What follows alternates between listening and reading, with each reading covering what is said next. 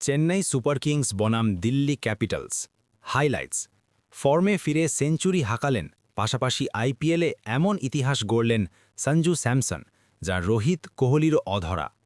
ভিডিওটি ভালো লাগলে লাইক ও সাবস্ক্রাইব করে দেবেন। সঞ্জু স্যামসনের ব্যাটে ভর করেই চেন্নাই সুপার কিংস চলতি মরশুমের প্রথম জয় পেল।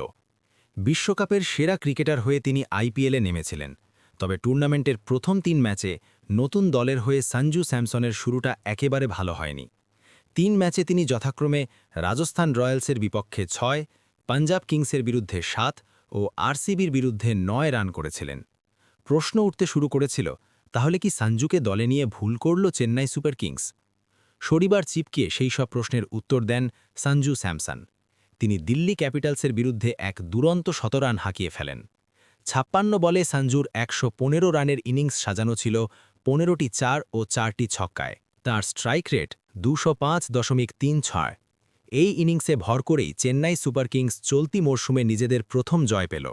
ঘরের মাঠে নাগাড়ে ৬ ম্যাচে হারের ধারাও সমাপ্ত হল, আর এই শতরানের সুবাদেই ইতিহাস গড়ে ফেললেন স্যামসন। সঞ্জুই প্রথম ব্যাটার হিসেবে আইপিএলে ৩টি ভিন্ন দলের সেঞ্চুরি হাঁকালেন। ঘটনাক্রমে তার প্রথম সেঞ্চুরিটি আসে শনিবার রাতে সিএসকের প্রতিপক্ষ দিল্লি ক্যাপিটালসের হয়েই। আরও কাকতালীয় বিষয় হল, সেই দিনটাও ছিল ১১ এপ্রিল। আজ থেকে ৯ বছর আগে একই দিনে আইপিএলে প্রথম সেঞ্চুরি করেন সঞ্জু। এরপরে রাজস্থান রয়্যালসের জার্সিতে দীর্ঘ সময় খেলাকালীন ২০১৯ এবং ২০২১ সালেও ২টি শতরান হাঁকিয়েছিলেন তিনি। শনিবার সিএসকের জার্সিতে আইপিএল কেরিয়ারের চতুর্থ শতরান হাঁকালেন তিনি।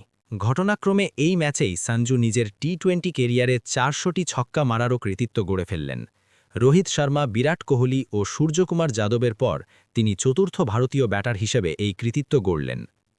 ম্যাচের কথা বলতে হলে এদিন সঞ্জুর পাশাপাশি হলুদ ব্রিগেডের হয়ে তরুণ আয়ুষ মাত্রেও অর্ধশতরান হাঁকান। মাত্রে ৩৬ বলে ৫৯ রান করেন, তবে তাকে রিটায়ার্ড আউট হিসেবে ক্রিজ থেকে তুলে নেওয়া হয়। শেষের দিকে শিবম দুবে ১০ বলে ২০ রান করে সিএসকের স্কোর ২ উইকেটে ২১১ রান পর্যন্ত নিয়ে যান। জবাবে দিল্লি ক্যাপিটালস শুরুটা ভালোই করেছিল।